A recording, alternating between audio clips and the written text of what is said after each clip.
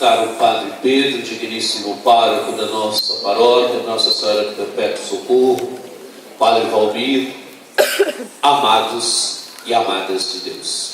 Nós estamos celebrando esse 21º domingo do tempo comum. E nesse domingo, nós ouvimos na primeira leitura um texto muito interessante tirado do profeta Isaías, onde há uma figura que é o administrador do palácio, e essa figura vai ser tirada e vai ser colocada o outro. E a este outro vai ser dado a chave de ligar e de desligar sobre a casa de Davi, sobre Judá, sobre Israel. Parece aparentemente alguma troca de um funcionário, de alguém que era um funcionário importante, porque era o administrador do palácio. Mas esse outro que virá terá poder de ligar e de desligar. Se nós percebermos bem, essa primeira leitura se cumpre no Evangelho. No Evangelho nós ouvimos Jesus que pergunta aos discípulos. Jesus está na região de Cesareia de Filipe, que é uma região bonita, e ali Jesus pergunta aos discípulos: quem dizem os homens ser o Filho do Homem? Então os apóstolos respondem, quer dizer, no fundo, Jesus está perguntando para os discípulos: quem o povo diz que eu sou? E os apóstolos respondem: uns dizem que você é João Batista, outros que é Elias, outros que é Jeremias, e outros ainda que é alguns dos profetas. Era o que o povo pensava de Jesus. Os apóstolos fazem uma síntese para Jesus, né? O mundo hoje também não gosta de enquete, de pesquisas, disso, daquilo, né? Não se vive perguntando para as pessoas: o que vocês acham disso, o que acham daquilo, o que acham daquilo outro. Vira e mexe, a gente abre o jornal, tem lá enquete sobre alguma coisa, tem. Assim, Jesus pergunta, mas não pergunta se o povo aprovava ou reprovava. Jesus pergunta o que é que o povo pensa a respeito dele. E os apóstolos respondem, trazem a opinião do povo. Uns dizem que você era João Batista. Relembra bem, João Batista foi o precursor, Herodes tinha mandado matar. Uns dizem que você é João Batista, outros ainda que você é Elias. Elias era um profeta lá dos antigos profetas, mas tinha uma tradição que Elias voltaria, né? Que Elias não morreu, Elias foi arrebatado. Não se narra a morte de Elias, que Elias foi arrebatado. Então alguns pensavam que era Elias, outros ainda que era Jeremias, outros ainda, alguns dos antigos profetas. Era o que o povo pensava de Jesus. O povo sempre pensa algo, sempre emite algum juízo sobre as coisas. E aqui também o povo tinha sua opinião sobre Jesus, ainda que fosse bem discordante, né? Cada grupo, ou cada pessoa, pelo menos aqui na opinião dos discípulos, aqui os discípulos narram para Jesus diversas opiniões, mas opiniões que colocavam Jesus na estatura de um profeta. João Batista tinha sido um grande profeta, Elias tinha sido um grande profeta, o protótipo dos profetas, Jeremias tinha sido um grande profeta, e ou então ainda alguns dos grandes dos antigos profetas. Era o que o povo pensava, que os apóstolos trouxeram a síntese para Jesus. E Jesus pergunta agora: e vós, quem dizeis que eu sou? Jesus pergunta para o grupo dos 12, para os apóstolos, mas os apóstolos viviam com ele, iam com ele, andavam com ele pelas estradas da Palestina, iam atrás de Jesus. E Jesus pergunta para eles agora: e vocês? Vocês que estão comigo, vocês que caminham comigo, vocês que vão atrás de mim, quem eu sou para vocês? Pergunta complicada, né? Jesus bota o pessoal meio na parede. E vocês, quem dizem que eu sou? Mas essa pergunta também hoje, amados e amadas de Deus, é dirigida também a nós que estamos aqui. É dirigido a mim em primeira pessoa. Mas é dirigido também a cada um de nós que está aqui. Nós não seguimos Jesus hoje? Seguimos ou não? Sim. Sim ou não? Sim. Nós seguimos Jesus. Por isso estamos aqui, senão não teria sentido nenhum estar aqui. Não estaríamos em casa, ou vendo não sei o que, o programa na televisão, ou fazendo algum outro tipo de coisa, ou não é? Se não teria sentido nenhum estarmos aqui. Essa pergunta é dirigida também a nós hoje que seguimos Jesus. A nós hoje que vamos atrás de Jesus. Também Ele nos pergunta hoje: e vós, quem dizeis que eu sou? E Pedro responde: tu és o Messias, o Filho do Deus vivo. Pedro responde que Jesus é o Messias. Quando diz que Jesus é o Messias, diz que nele se realizam as expectativas do Antigo Testamento. O Antigo Testamento trazia a expectativa do Messias, de um personagem que viesse da parte de Deus, não é? Viesse como Salvador, viesse para libertar o povo. E Pedro diz mais: você é o Filho de Deus. Pedro coloca bem a identidade de Jesus. Quem é Jesus? Jesus é o Messias, é o Filho de Deus. Quer dizer, se nós dizemos que Ele é Filho de Deus, que Ele é Deus, que Ele vem de Deus. Mas Ele não vem de Deus como uma criatura de Deus. Ele é o próprio Filho de Deus. É a segunda pessoa da Santíssima Trindade. É o próprio Filho de Deus. É o próprio Filho de Deus que vem até nós. E que vindo até nós assume a condição humana, vive como nós, igual a nós em tudo menos no pecado, morreu e ressuscitou para nos salvar. Não é? Pedro diz que Jesus é o Filho de Deus. Pedro dá um salto, né? Os outros, a resposta que o povo pensava: Jesus era um profeta. O profeta não é filho de Deus. O profeta é alguém que fala em nome de Deus. Pedro diz: não. Você é o Messias, você é o esperado, e você é o Filho de Deus.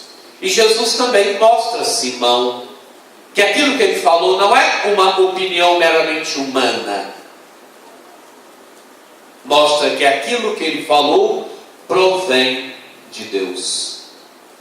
Bem-aventurado és tu, Simão, filho de João, porque não foi carne nem sangue que te revelou isto, mas o meu Pai que está no céu. Carne e sangue quer dizer, não foi nenhuma pessoa humana que te revelou isso, mas foi o Pai que te revelou que eu sou o Filho de Deus. Porque para Pedro perceber e saber que Jesus era o Filho de Deus, só mesmo por uma revelação divina. Quer dizer, é o Pai que revelou a Pedro que Jesus é o Filho de Deus, que Jesus é o nosso Salvador, que Jesus é o Filho de Deus. E então, Jesus dá a missão a Pedro. Interessante, Pedro é um homem simples. Pedro é um pescador. Era um pescador. Era alguém bastante simples. E é a ele que Deus revela. Revela quem é Jesus. Quem é o seu Filho. Quem é aquele que eles seguiam. É o Filho de Deus. Então Pedro pode fazer essa belíssima profissão de fé, que é a profissão de fé nossa ainda hoje, e será até o final dos tempos, profissão de fé da igreja, profissão de fé de todos nós, que Jesus é o Filho de Deus, que Ele é o nosso Salvador, que é nele, amados e amadas de Deus, que nós temos vida, é nele que nós temos vida eterna. Ele é aquele que morreu e ressuscitou para nos salvar. Ele é o nosso Salvador. É só nele que nós temos vida. É só nele que nós temos vida eterna. Só Ele pode nos dar verdadeiramente vida. Só Ele pode nos dar verdadeiramente vida eterna. Somente nele está o verdadeiro sentido da nossa vida, né? O ser humano tem desejo de vida. O ser humano tem desejo de vida eterna. O ser humano tem desejo de um amor que lhe tome, de um amor que dê sentido à sua vida. E somente Jesus pode dar um sentido total à nossa vida humana. Porque Ele tem para nós certeza de vida eterna. Seguindo, nós temos certeza de que nós viveremos eternamente. Até na hora da nossa morte nós seremos vitoriosos, porque a nossa morte será passagem para a eternidade de Deus, para a vida definitiva junto de Deus, porque Ele é o Filho de Deus. E Jesus então dá a missão agora a Pedro. Tu és Pedro, e sobre esta pedra, quer dizer, sobre a sua fé, a fé que você proclamou. Então, esse jogo de Pedro e pedra, né? Ele chamava-se Simão, e Jesus muda o nome. Por isso que o Papa muda o nome até hoje, né? Porque o Papa é sucessor desse apóstolo Pedro. Tu és Pedro, e sobre esta pedra edificarei a minha igreja. Quer dizer, sobre a fé que você professou, edificarei a minha igreja. Mas a fé é professada por alguém, é professada pelo apóstolo Pedro, né? Sobre a fé, sobre a rocha da fé dele, eu edificarei a minha igreja, e as portas do inferno não prevalecerão contra ela, né? Jesus dá essa missão agora a Pedro. Pedro é aquele que deverá confirmar os irmãos na fé. Pedro é aquele que deverá abrir a porta do reino para que as pessoas possam entrar, né? Que ligar será ligado, que desligar será desligado. Pedro é aquele que deve abrir as portas do reino para que as pessoas possam entrar. Pedro é aquele que, através da sua fé, deve conduzir as pessoas ao reino. Pedro tem essa missão bonita de confirmar os irmãos na fé, né? Mas é bonito que a fé que ele professou é a mesma fé que nós professamos hoje. Nós estamos aqui porque também nós acreditamos que Jesus é o Filho de Deus, porque também nós acreditamos que Ele é o tudo da nossa vida, como diz São Paulo na segunda leitura que nós ouvimos, né? Ele é o tudo da nossa vida, Ele é o sentido de tudo, Ele é o Filho de Deus. Então, hoje nós estamos aqui empossando o novo pároco de vocês. Padre Júlio doou a vida aqui por vários anos, doou a vida aqui com alegria, e agora inicia o ministério bonito do Padre Pedro aqui. Padre Pedro doou a vida por vários anos em Borborema, né, Padre Pedro? São Sebastião, né, de Borborema, Nossa Senhora Aparecida, né, uma cidade bonita, mas lá no canto da nossa diocese. E o Padre Pedro agora assume com alegria o ministério aqui na nossa paróquia. E assume com alegria, mas assume porque o caminho do pároco, o papel que o Padre Pedro tem aqui diante de vocês, ajudado pelo Padre Valmir, será aquele de fazer com que essa fé que Pedro professou 2000 anos atrás possa hoje também ressoar na vida da nossa paróquia e aqui nessa região da cidade, cada vez mais com beleza. É o pastor e o rebanho, né? E como diz o Papa Francisco, o pastor que vai à frente do rebanho, conduzindo o rebanho, o pastor que vai ao meio do rebanho, animando o rebanho, e o pastor que vai atrás do rebanho, para que nenhuma ovelha fique para trás, para que todo mundo caminhe, e caminhe com beleza, né? E o pastor que não faz nada sozinho, ele vai fazendo tudo com as ovelhas, né? E a paróquia vai ficando bonita a partir do momento em que todos vão se doando com alegria. O pastor é aquele que vai instigando as ovelhas, vai animando as ovelhas, e as ovelhas vão se doando com alegria, se doando com alegria nas pastorais, se doando com alegria através dos movimentos, se doando com alegria nas atividades da paróquia, se doando com alegria, tornando a nossa igreja cada vez mais uma igreja missionária, né? Tornando a nossa igreja cada vez mais uma igreja missionária, porque quem vive da profissão de fé de Pedro, quem vive, quem afirma que Jesus é o Filho de Deus, o leva também para os outros e para as outras. Uma igreja missionária, uma igreja onde cada católico tem a alegria de professar Jesus Cristo, mas tem a alegria também de anunciar Jesus Cristo. Isso é missão de todos nós.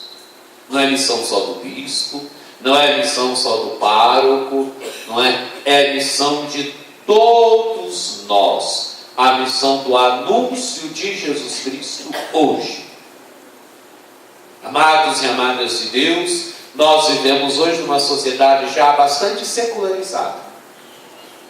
Já tanta gente que não participa mais da vida da igreja, já tanta gente que não vem mais à igreja, já tanta gente que foi batizada, que sentou nesses bancos aqui, que foi batizada e que não participa mais da vida da comunidade, e que foi deixando a experiência da fé e esfriando no coração e não participa mais da vida da comunidade. E o que é que nós vamos fazer com essas pessoas? Abandoná-las? O que vocês acham? Abandoná-las? Não. O que nós temos que fazer? Reevangelizá-las. Reevangelizá-las, quer dizer, ir ao encontro dessas pessoas, ir ao encontro dessas pessoas com o anúncio alegre de Jesus Cristo, ir ao encontro dessas pessoas convidando-as a retornarem à vida da comunidade, com um anúncio leve, alegre, bonito. Isso é papel nosso. Há tanta gente ao redor da nossa casa que convive conosco no dia a dia, que não vem à igreja. E o que nós fazemos com essas pessoas? É preciso evangelizá-las. É preciso falar de Jesus Cristo para elas. Há tanta gente, às vezes, dentro da casa da gente, não é verdade? Da família da gente, ao redor, vizinhos da gente, que não são gente de igreja, que às vezes não vai a lugar nenhum, e que não foi evangelizado. O que nós temos que fazer com essas pessoas? Evangelizá-las, anunciar Jesus Cristo para elas, falar para elas que em Jesus Cristo nós encontramos a salvação, que Ele é o nosso Salvador. Há tanta gente, amados e amadas de Deus, no ambiente de trabalho da gente, no ambiente de estudo, quem estuda no colégio, na faculdade, no ambiente de lazer. Há tanta gente que nós encontramos na vida do dia a dia, que não vive da fé e que precisa ser evangelizada ou precisa ser reevangelizada. Isso é missão de quem? De todos nós. É missão de quem? De todos nós. É missão de quem? De todos nós. De todos nós, de cada um de nós que está aqui. Uma igreja em saída. Uma igreja em saída, Papa Francisco tem falado muito nisso. Uma igreja missionária. Uma igreja onde cada católico é missionário. Uma igreja onde cada católico tem a consciência de que é preciso viver com força de Jesus Cristo como discípulo missionário. E também anunciar Jesus Cristo. Então, amados e amadas de Deus, que comece hoje um caminho bonito.